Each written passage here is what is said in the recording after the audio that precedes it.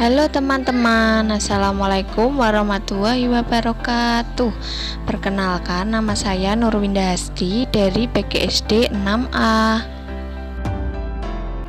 Di sini saya akan menjawab 4 pertanyaan terkait dengan ekosistem. Pertanyaan yang pertama, jelaskan secara singkat apa yang dimaksud ekosistem.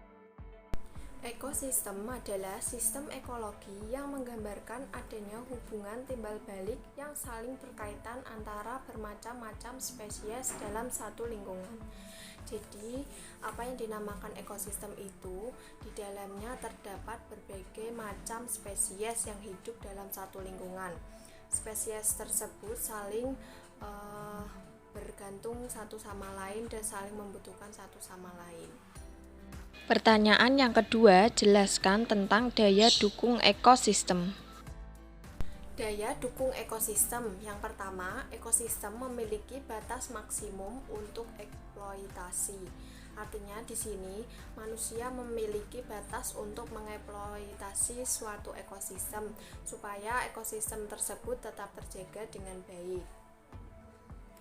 Yang kedua, ekosistem akan mengalami gangguan keseimbangan jika menampung terlalu banyak spesies dan dimanfaatkan secara berlebihan oleh spesies yang hidup di dalamnya. Jadi, di sini yang menjadi peran utama adalah manusia, karena manusia banyak sekali memanfaatkan suatu ekosistem atau mengambil bahan untuk mereka konsumsi sehari-hari, sehingga ekosistem tersebut lama-kelamaan akan menjadi hilang atau berkurang.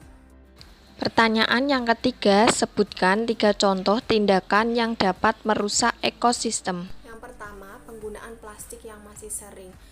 Di sini mengapa tindakan tersebut menjadi perusak ekosistem? Karena plastik membutuhkan waktu 1000 tahun untuk dapat terurai, sehingga hal ini dapat merusak suatu ekosistem. Yang kedua, pembuangan limbah sembarangan seperti limbah baterai. Limbah baterai dapat merusak ekosistem karena di dalamnya mengandung merkuri dan bahan kimia yang berbahaya sehingga dapat merusak suatu ekosistem. Yang ketiga, banyaknya penggunaan kendaraan. Di sini mengapa menjadi merusak ekosistem? Karena kendaraan menciptakan polusi udara yang sangat berlebihan sehingga tersebut dapat merusak ekosistem, terutama manusia yang menghirupnya akan mendapatkan penyakit pada sistem pernapasannya. Selain itu, banyaknya penggunaan kendaraan dapat menyebabkan pemanasan global seperti sekarang ini yang sudah banyak terjadi. Pertanyaan yang keempat, tindakan apa yang dapat kita lakukan sebagai warga dunia untuk melestarikan lingkungan hidup? Yang pertama, kita dapat berpartisipasi aktif dengan menghemat energi akan menghemat biaya. Jadi di sini jika manusia dapat menghemat energi, maka biaya yang akan dikeluarkan juga semakin hemat atau sedikit. Yang kedua, menjaga sumber air selalu bersih.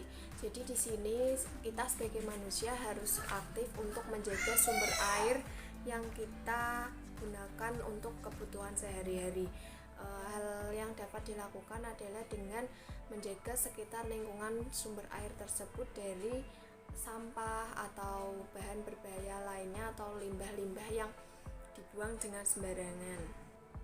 Yang ketiga, menjaga tanah dari polusi. Nah, ini berkaitan dengan poin nomor 2.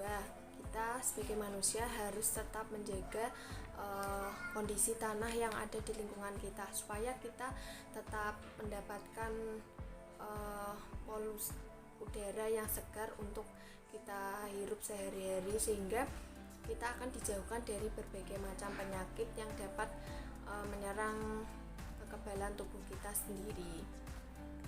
Hal yang dapat dilakukan adalah dengan tidak membuang sampah sembarangan atau kita dapat membakar sampah rumah tangga dengan cara dibakar supaya